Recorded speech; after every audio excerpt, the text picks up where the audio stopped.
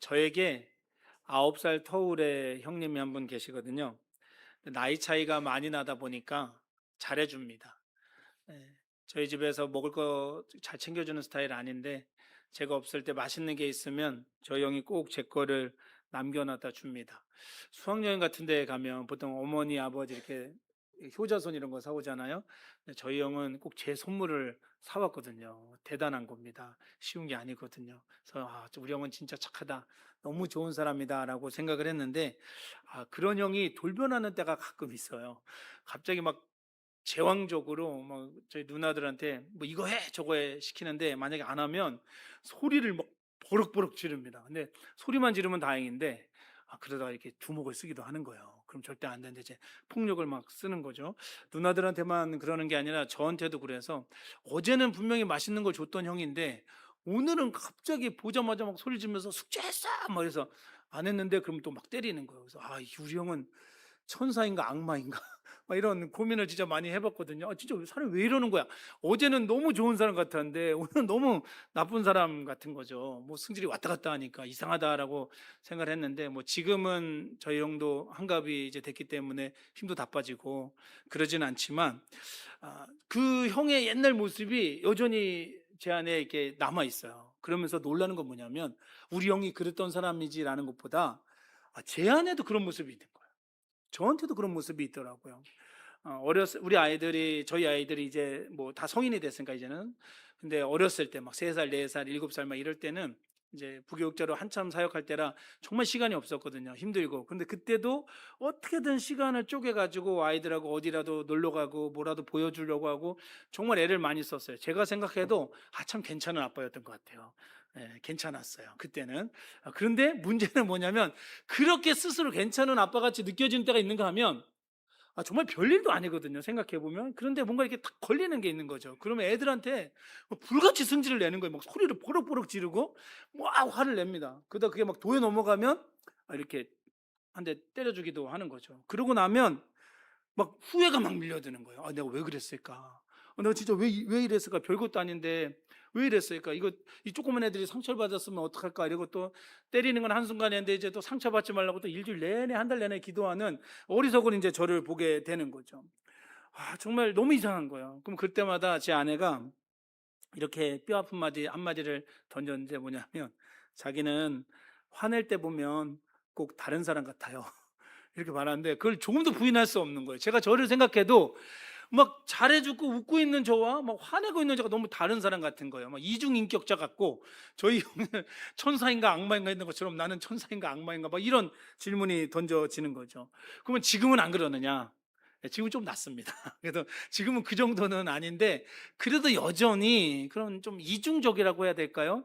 좀 달라 보이는 모습이 있어서 참 괴롭게 합니다. 이게 뭐 가정에서도 그렇고 삶의 자리에서도 그렇지만, 신앙적으로 할 땐 더 힘들어요. 내가 하나님 앞에 예배하고 찬양하고 사랑하고 이런 거를 좋아하는 사람이고 거기에 익숙한 사람인데, 어느 날 보면 막 분노하는 나를 보는 거예요. 예배하기 싫어하는 나를 보는 거예요. 그리고 막 사랑하는 마음만 있는 게 아니라 미워하는 마음도 있어서, 막 앞에서 폭언을 퍼붓진 않죠. 근데 막 아무도 안 볼 때 우악 막 소리도 내고, 이런 제 자신을 보면, 이게 뭔가, 이게 진짜 한 입으로 찬양과 저주가 같이 나오는 게 이런 건가? 이러면서 스스로 너무너무 싫어지는 거죠. 여러분들은 어떠십니까? 오늘 예배 자리에 나오셨는데, 지난 일주일간들을 돌아보실 때 일주일 내내 성령 충만하고 바르고 고운 말, 사랑하는 말, 섬기는 말, 예뻐해 주는 이런 행동만 하다가 예배 오셨으면 정말 귀한 분들인데, 혹시 그 일주일 사이에도 막 괜찮았던 나와 좀 별로인 나, 막 굉장히 신앙적으로 아름다운 나와 이런 게 무슨 예술 믿어? 이런 말을 들어야 되는 내가 공존하고 있지는 않으셨을지 궁금합니다. 근데 이야기를 나눠보면 좀 비슷한 것 같아요. 우리가 막 좋은 부분도 있지만 나쁜 부분이 막 나와서 우리를 힘들게 하는 것 같습니다. 그런데 그나마 다행인 것은 우리만 그런 게 아니라 오늘 성경을 기록하고 알려준 사도 바울도 똑같다라는 거죠. 오히려 사도 바울이 이거를 어떻게 보면 보편적인 영적인 법칙처럼 만들어 버린 것 같아요. 우리 21절 한번 다시 읽어보실까요? 본문 21절, 사도 바울이 뭐라고 하는지 같이 읽겠습니다. 시작. 그러므로 내가 한 법을 깨달았노니 곧 선을 행하기 원하는 나에게 악이 함께 있는 것이로다. 아멘. 사도 바울이요, 자기를 들여다보니까 여기서만 이 7장에서만 그러는 게 아니라 그 앞에 6장, 5장, 4장, 3장까지 거슬러 가면 죄의 문제를 계속 고민하고 성찰하다가 자기가 깨달은 게 뭐냐면, 내가 나를 들여다보니까 내 중심에 하나님의 뜻대로 선을 행하고자 하는 마음이 있는가 하면 반대로 추악한 악한 감정과 생각이 함께 공존하고 있다라고 고백하는 거예요. 자기도 놀라는 거죠. 그러면서 뭐라고 하느냐? 22절, 23절도 한번 같이 읽어보실까요? 우리 22절과 23절 한 목소리로 읽겠습니다. 시작. 내 속사람으로는 하나님의 법을 즐거워하되 지체 속에서 한 다른 법이 내 마음의 법과 싸워 내 지체 속에 있는 죄의 법으로 나를 사로잡는 것을 보는도다. 아멘. 자기 안에 있는 속사람이요, 하나님의 말씀을 사랑해요. 예배드리기를 좋아합니다. 하나님 찬양하면 행복하고 기도하면 너무너무 감사한 거예요. 근데 반대로 어떻게 해요? 내 안에 육신의 생각이, 못된 생각이 막 꽉 들어차 있어서 이게 막 괴물처럼 꿈틀꿈틀거리니까 두 마음이 막 치열하게 피 흘리기까지 싸우고 있다라는 거죠. 그러니까 마음이 완전히 진흙탕이 되는 거죠. 두 마음이 막 전쟁을 하고 있으니까 너무나 괴로운 거예요. 이걸 모르고 지나가면 괜찮은데 내가 알고 있으니까 이게 견딜 수가 없는 거죠.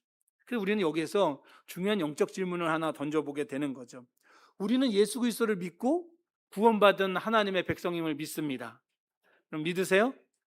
예수 그리스도 영접하고 하나님의 자녀된 거 믿으세요? 예, 우리는 그런 사람들입니다. 그렇다면 하나님의 자녀가 되고 그리스도의 제자가 됐다면 왜 이렇게 치열하고 비참한 갈등과 영적 고통이 발생하냐는 거죠. 우리가 예수님을 믿게 됐으니까 사계절 내내 좀 평안하고 마음이 기쁨이 넘치면 좋을 것 같은데, 오히려 좀 이런 표현이 그렇지만 왜 이렇게 마음이 지옥같이 어렵습니까? 라는 질문이 막 터져 나오는 거죠.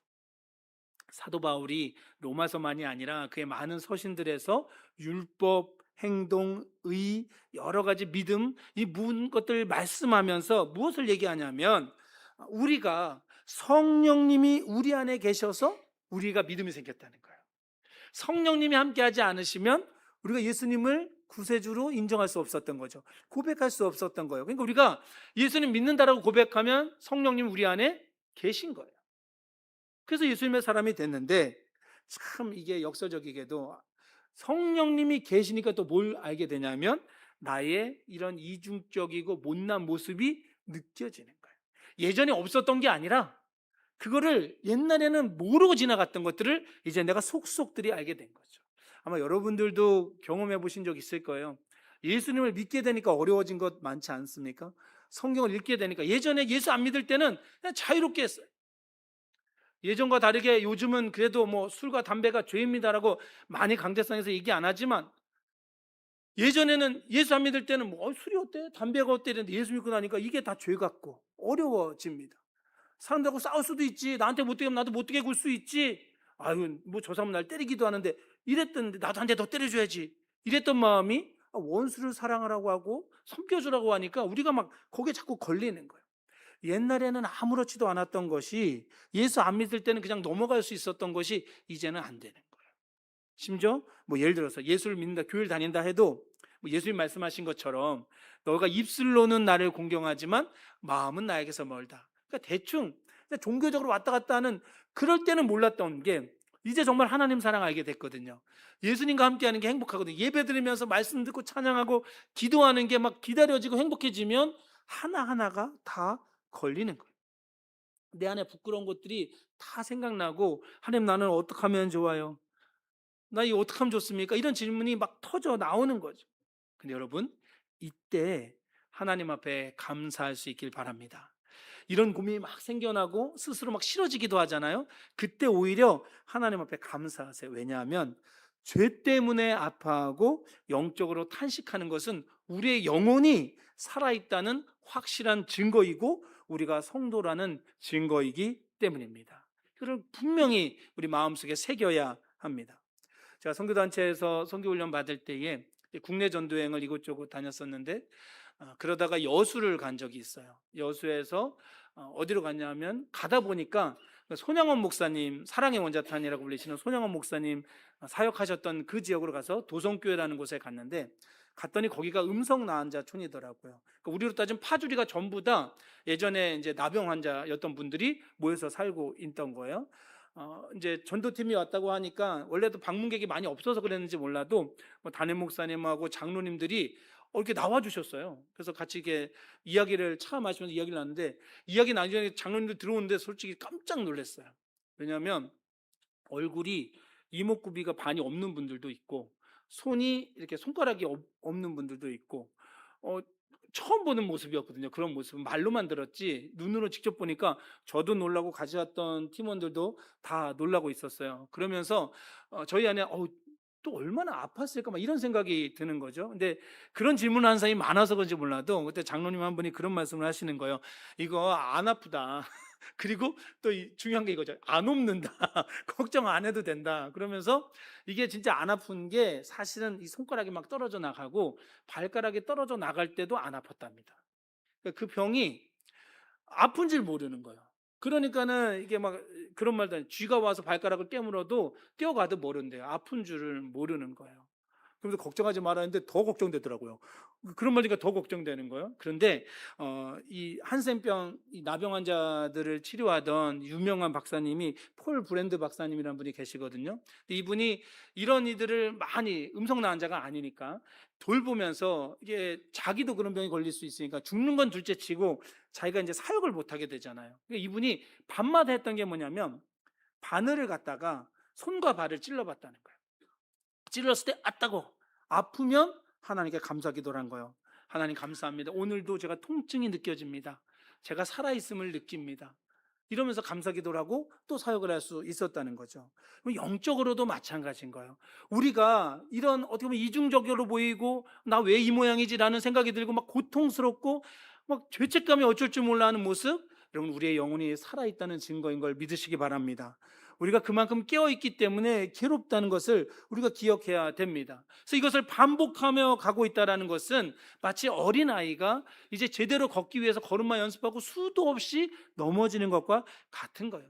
하나님 닮은 사람으로, 그리스도의 향기 나는 사람으로 변화되어가는 과정 속에 있는 거죠.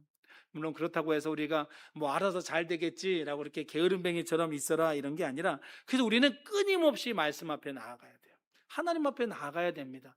말씀 앞에 나를 비춰보면서 나를 성찰하고 또 반성하고 반성해야 됩니다. 그러다 보면 어떤 고백이 터져 나오느냐? 오늘 사도 바울의 고백 24절인 거예요.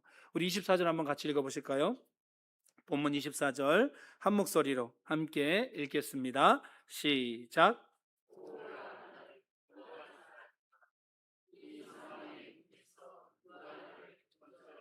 아멘. 우리 한 번만 더 읽어볼까요? 시작. 오호라 나는 곤고한 사람이로다. 이 사망의 몸에서 누가 나를 건져내랴. 아멘. 사도 바울이 너무나 아프게 탄식하는 거예요. 나는 너무 곤고한 사람이다.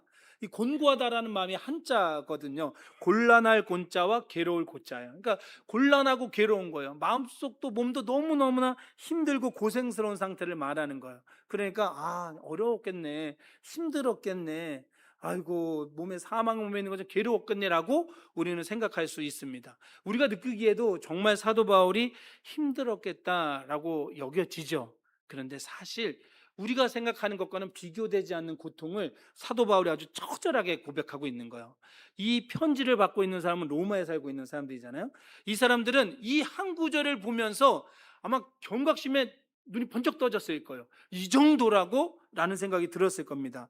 왜냐하면 고대 로마인들에게 문학적으로 굉장히 큰 영향력을 미쳤던 신 베르길리우스라는 사람이 있대요. 근데 이 사람이 로마의 서사시 아이네이시스라는 걸 썼대요. 이것도 잘 모르겠습니다. 그런데 그 책에 로마에서 행해지는 아주 무서운 형벌을 이 사람이 기록해 놓은 게 있는데, 우리가 알고 있는 로마의 가장 극악한 형벌이 뭐예요? 십자가형이잖아요. 근데 그것만큼 잔혹한 형벌이 있는데, 번역되어 있는 일부분을 제가 읽어드릴게요. 이렇게 되어 있어요. 그는 살아있는 자와 죽은 자를 얼굴과 얼굴, 손과 손을 맞대어 결박하라는 명령을 내렸다. 그리고 그 끔찍한 포옹 속에서 흘러나오는 오물과 고름으로 부패해가며 악취에 숨이 막혀 서서히 비참하게 죽어가게 만들었다. 느낌이 오시죠? 그러니까 사람을 이제 사형을 선고했으면 이 사람을 죽일 때 어떻게 뭐 단두대나든가 이게 뭐 이런 게 아니라 시체를 묶어버리는 거예요.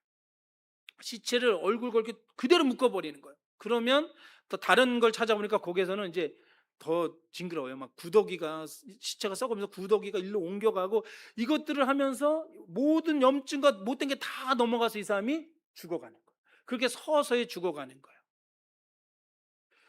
오라 나는 공고한 사람이다. 이 사망의 몸에서 누가 나를 건져내라. 우리는 사망의 몸에서 건져낸다니까 힘들고 어려운 걸 사는 누가 건져 이렇게 생각하지만, 로마 사람들은, 로마에 사는 사람, 이 시대에 사는 다 하는 거예요. 야, 그 형벌을 당하고 있는 거구나. 그 형벌, 이 끔찍한 형벌을 당하고 있는 거구나. 누가요? 사도 바울이. 누가 시킨 게 아니라 자기가 그렇게 느끼는 거예요. 내가 두 마음의 법이 싸우고 있는 게 마치 그 죄의 법이, 악한 법이 나에게 이렇게 사망처럼 들러붙어서 나를 그렇게 힘들게 하고 있다. 그래서 내가 공고하다라는 거죠. 사랑하는 성도 여러분, 우리가 변화를 소망하잖아요. 회개하고 달라지고 싶어 하잖아요. 근데 여러분, 정말 달라지는 사람은 어떤 사람일까요? 적당히 회개하는 게 아니라 정말 끔찍히도 싫어하고 정말 배설물처럼 여기는 그런 사람입니다. 지금 죄의 문제를 인하여서, 그 악한 문제로 인해서 사도 바울이 그 사망의 몸에 매여 있는 것처럼 여기니까 벗어나고 싶어요? 안 벗어나고 싶어요? 벗어나고 싶은 거예요. 우리가 고통스럽고 괴롭고 나 왜 이런 사람으로 살고 있지, 이게 그냥 오늘 나 이렇게 살면 안 되는데, 나 이 정도 신앙이면 안 되는데, 이런 게 아니라 이러면 내가 죽는다, 구데기가 일로 올려 타고 있다, 이런 마음으로 고백하면 우리가 그거를 반복하고 싶어지지 않는 거죠. 그러면 이런 상황 속에서 이게 영혼에 깨어있는 증거고 다 좋은데 어떻게 우리가 살아날 수 있냐는 거예요. 어떻게 새로워질 수 있을까? 근데 그때 사도 바울이요, 정말 특이합니다. 24절 다음에 갑자기 분위기를 180도 바꿔서 25절에서 고백하는 거예요. 우리 25절 앞부분만 저랑 같이 읽어보도록 하겠습니다. 전반부를 한 목소리로 읽겠습니다. 시작. 예수 그리스도로 말미암아 하나님께 감사하리로다. 아멘. 아니, 그렇게 시체에 묶인 것 같다라고 얘기를 하던 사람이 갑자기 뭐라 그래요? 하나님께 감사한다는 거예요. 누구 때문에? 우리 주 예수 그리스도로 말미암아 하나님께 감사한다는 거. 냉탕과 온탕도 좀 적당해야 되는데 어떻게 이렇게 왔다 갔다 할 수 있을까라는 생각이 드는데요, 오히려 그렇기 때문에 가능한 거죠. 사도 바울은 여기서부터 스스로 벗어날 가능성이 있어요, 없어요? 없다라고 여기는 거예요. 나의 힘으로는 안 된다는 거죠. 나의 의지로는 안 된다는 거예요. 나의 노력으로는 불가능하다. 내가 애써가지고 내가 그렇게 멋있는 그리스도인이 될 수 없다. 하나님의 사람답게 될 수 없다. 결국엔 이 모든 것들을 하시는 분 누구라는 거예요? 하나님, 예수님, 성령님이기 때문에 내가 감사한다는 거예요. 내가 했으면 뭘 감사해요? 내가 했으면 뭘 감사하겠어요? 내가 해낸 거야. 나를 자랑해야죠. 근데 내가 한 게 없거든요. 하나님이 해주셨기 때문에 하나님 감사합니다. 하나님 감사합니다. 모든 것이 주님의 은혜입니다. 여기에 기독교 신앙의 핵심인 은혜가 나오는 거죠. 그래서 사도 바울은 은혜를 고백하고 있는 거예요. 그런 나를 보니까 내가 하나님의 은혜를 고백할 수밖에 없습니다라고 인정하는 거죠. 그 다음에 또 사실은 힘들어요. 우리 25절 후반부, 그런 죽부터 한번 다시 읽어볼게요. 본문 25절 그런 죽부터 읽겠습니다. 시작.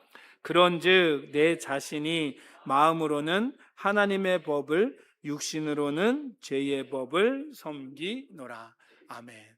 잘못 읽으면 금방 못 살겠다 했다가 금방 감사합니다 했다가 또 나 내 맘대로 살 것 같은데 이렇게 그런 것 같아서 이 사람이 간사하네 이렇게 표현할 수도 있겠지만, 사도 바울은 자기의 본성은 이렇다는 거예요. 이런 결단해봤자 나는 또 무너질 거다, 나는 또 잘 안 될 걸 내가 뻔히 안다. 그런데도 내가 하나님께 감사하는 이유는 그 다음에 이제 로마서 8장 1절 2절에 가면 나오는 거예요. 그러므로 이제 그리스도 예수 안에 있는 자에게는 결코 정죄함이 없나니, 이는 그리스도 예수 안에 있는 어떤 법이요?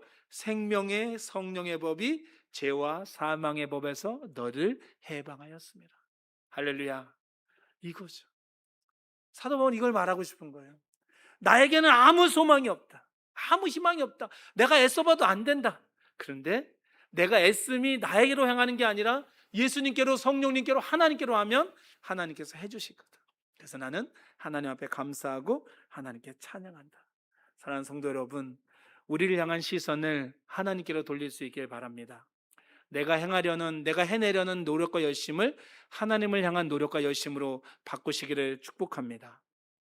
오늘이요, 성령 임하신 오순절날, 그때로부터 6번째가 되는 주일이에요. 그리고 무슨 주일이라고 했죠? 맥주 감사 주일. 교회력의 그 순서대로 하면 오늘 성경 본문이 로마서 7장 이 부분이거든요. 이 본문을 받아들였을 때 일주일 내내 너무 힘들었어요. 맥주 감사절하고 이 로마서 이 본문 오라 공부한 사람하고 대체 무슨 관계가 있습니까, 하나님? 이 말씀을 전해야 되는데 도저히 연계점을 제가 찾을 수 없어서 어려워서 계속 고민을 했어요. 이 맥주절이라는 것은 출애굽기 23장 16절에 보면은 이제 맥주감사절은 맥주절을 지켜라, 여기에서 출발하는 거거든요. 맥주절이라는 게 보리 맥자를 써서 보리를 다 거둔 거예요. 초실절에 첫 보리를 거두고 나서 50일 정도, 한 49일을 계속 거둡니다. 그 마무리가 이 맥주절이고, 그 사실 맥주절일부터는 이제 보리가 아니라 밀을 거두거든요. 그러니까 시간적으로 뭔가 좀 안 맞기도 하고, 내용도 수학하고 지금 공부한 사람하고 이게 무슨 상관이 있나, 무슨 의미가 있나라는 생각이 드는 거죠. 이 맥주절이 77절이고 오순절이고 신약으로 오면 그렇거든요. 그래서 정말 이해가 안 됐는데, 그래서 계속 말씀을 생각하고 기도하고 이러다 우리 파주 여기 열심히 산책하고 돌다가 깨닫게 해주신 게 있어요. 뭐냐면, 우리 파주를 이렇게 걷다 보면 요즘 맨날 보는 게 있어요. 뭔지 아세요? 뭘 다 땁니다. 상추 따고 가지 따고 오이 따고 감자 캐고 뭘 계속 거둡니다.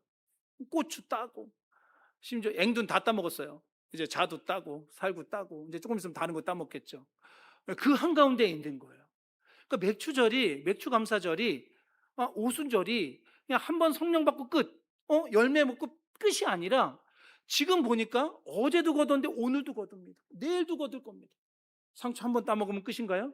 아니요, 계속 따먹습니다. 고추 한두 개 따먹으면 끝인가요? 아니요, 계속 따입니다. 심지어 빨갈 때까지 기다리면 빨간 녀석도 얻습니다. 오이도요, 먹다가 계속 놔두면 노각돼서 또 먹을 수 있습니다. 계속 자라는 거예요. 계속 수확하는 거예요. 오순절 지난 후에 여러분, 우리가 성령 강림 주일에 성령 받겠다고 하나님 내 안에 계셔달라고 늘 기도하는데, 거기서 끝이 아니라 그 다음 우리 어떻게 해요? 성령님 내 안에서 계속 역사해 주십시오. 성령의 열매 한 번 맺고 끝나는 게 아니라 내가 계속 성령의 열매를 맺을 수 있게 해주십시오. 성령의 법을 깨달아서 나를 이끌어 가신 하나님을 만나게 해주십시오. 기도하게 되는 거죠. 사랑하는 성도 여러분, 한 번으로 끝나는 게 아닙니다. 맥주감사주일이 한 번으로 끝나는 것이 아니라 추수감사주일로 이어지고 또 대림절로 이어지고, 계속해서 우리가 하나님 앞에 성장하는 그리스도인으로, 수확하는 그리스도인으로, 무엇보다 성령의 충만함 속에 계속해서 성령의 역사 속에 살아가는 그리스도인, 바로 저와 여러분이 되시기를 주님의 이름으로 축복합니다.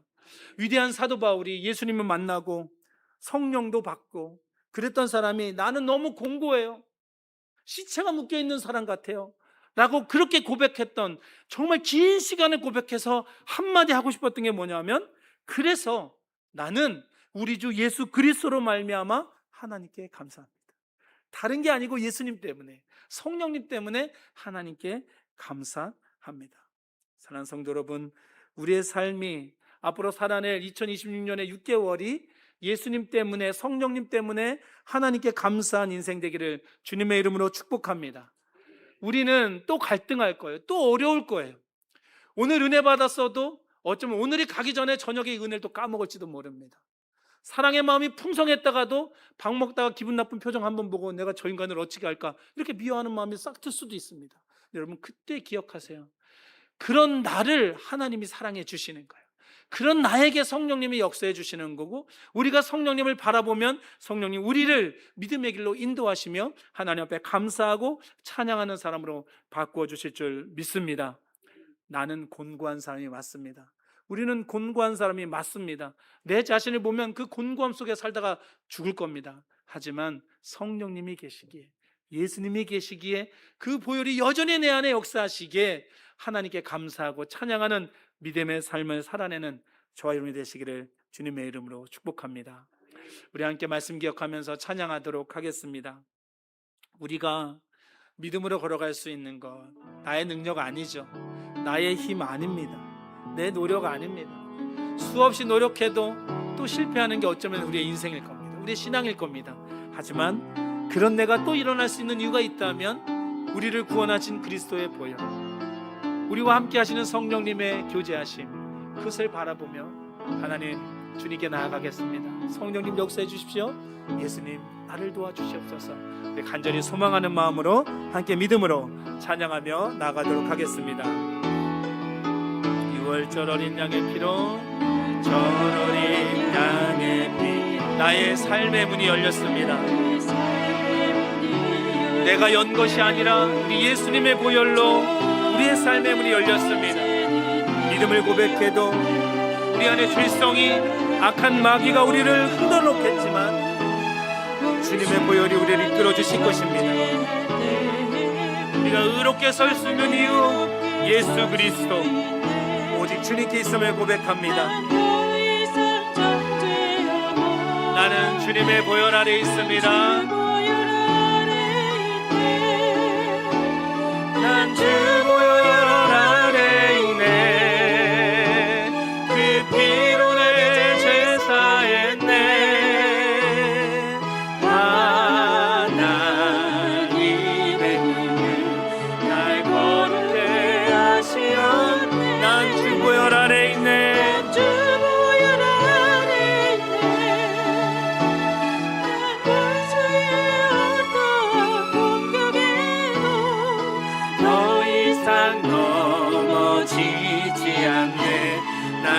우리 처음부터 다시 한번 믿음으로 고백하며 6월절 어린 양의 피로 우리가 이전과는 다른 삶을 살게 된 것을 고백합니다. 우리를 계속해서 죄악으로 이끌어내리려는 그 어둠의 권세는 우리에게 더 이상 힘이 없고 주님의 보혈이 역사하심을 믿습니다. 원수가 날 정죄할 때에도 난 이롭게 설 수 있네. 난 더 이상 정죄함 없. 나는 주님의 보혈 아래 있습니다. 나는 우리 주님의 보혈 아래 있음을 고백합니다. 난 주 보혈 아래 있네. 그 피로 내 죄 사했네.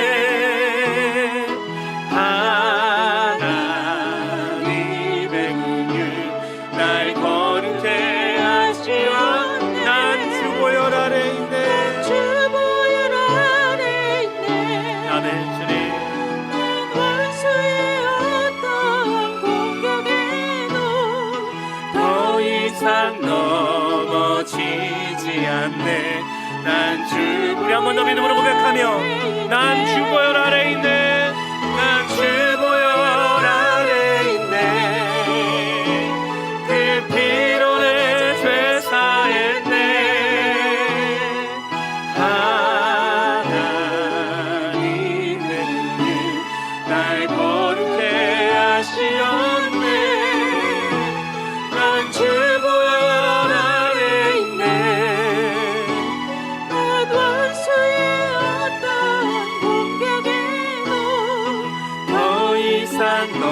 넘어지지 않네. 난 주 보혈 아래 있네. 우리 시간에 함께 기도하며 하나님 앞에 나아가겠습니다. 저 위대한 사도 바울도 죄 앞에 무너지고 자신의 어리석음 앞에 쓰러지는데 우리가 뭐 대단하다고 우리가 우리의 힘으로 설 수 있겠습니까? 하나님, 우리는 어리석고 나약하고 죄 많은 사람이어서 하나님의 사람 예수님의 제자라고 고백하면서도 넘어지기에 다시 한번 주님의 십자가 보혈로 나아갑니다. 우리와 함께 하시는 성령님께로 나아갑니다. 성령님 우리를 만져주시옵소서. 예수님 저희와 함께 하여 주시옵소서. 그래서 하나님께 감사하고 찬양하는 삶을 살아내게 하여 주시옵소서. 공고한 사람이라는 고백이 매일매일 나와도 우리의 삶이 풍요로운 것은 하나님 때문에, 예수님 때문에, 성령님 때문이라고 고백하며 주님 앞에 나아가 믿음의 길을 온전히 걸어가는 우리가 되게 해달라고 함께 결단하며 기도하며 나아가겠습니다. 같이 기도하시겠습니다. 거룩하신 아버지 하나님, 오늘도 말씀을 통해서 우리에게 하나님의 음성 들려주시고 하나님 실패한 것 같고 넘어진 것 같고 하나님께서 더 이상 무엇을 할 수 없다고 여겨지는 그 순간에 아버지 하나님 다시 우리를 일으켜 세워주시며 믿음의 길로 나아가게 하시니 감사를 드립니다. 하나님, 내 자신을 의지하여서는 또 넘어지고 또 부딪히고 또 실패할 수밖에 없음을 고백합니다. 하나님, 이런 나를 사랑해 주시고 긍휼히 여겨 주셔서 다시 한번 기회를 주시며 믿음으로 걸어가자 말씀하여 주시니 감사를 드립니다. 우리도 사도 바울처럼 예수님 때문에, 성령님 때문에 하나님 앞에 감사와 찬양을 올리는 사람이 되게 하여 주시옵소서. 나에게 소망을 두지 않게 하여 주시옵소서. 예수님께만 소망을 두게 하여 주시옵소서. 나를 의지하지 않게 하여 주시옵소서. 성령님만 의지하게 하여 주시옵소서. 세상을 향해 눈을 돌리지 않게 하여 주옵소서. 하나님만 바라보며 주님으로 즐거워하는 사람 될 수 있도록 저희를 붙들어 주셔서 하나님, 공고한 인생, 공고한 사람이지만 하나님의 마음껏 예배하며 찬양하는 삶을 앞으로도 이어가며 기뻐할 수 있도록 저희를 붙잡아 주시고 인도하여 주시옵소서. 거룩하신 아버지 하나님, 세상 속에서 그리스도인답게 살지 못하고 자꾸만 무너지는 우리의 모습을 보며 오라 나는 곤고한 사람이로다, 이 사망의 몸에서 누가 나를 건져내겠는가 탄식했던 사도 바울의 고백이 저희의 고백임을 주님 앞에 아뢰입니다. 하나님, 그 고백을 아뢰는 사도 바울처럼 우리도 믿음의 눈을 들어서 나를 위해 십자가에서 피 흘리신 예수 그리스도를 바라보게 하여 주시옵소서. 은혜만을 사모하게 하여 주옵소서.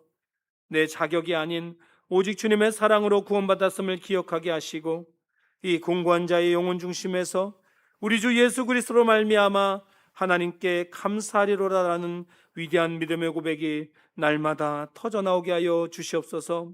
우리 자신을 의지하지 않겠습니다. 우리의 연약함을 내세우지 않겠습니다. 오직 성령님 의지하여서 예수님께 나아가 하나님께서 원하시는 삶의 모양을 이루어가게 하여 주시옵소서.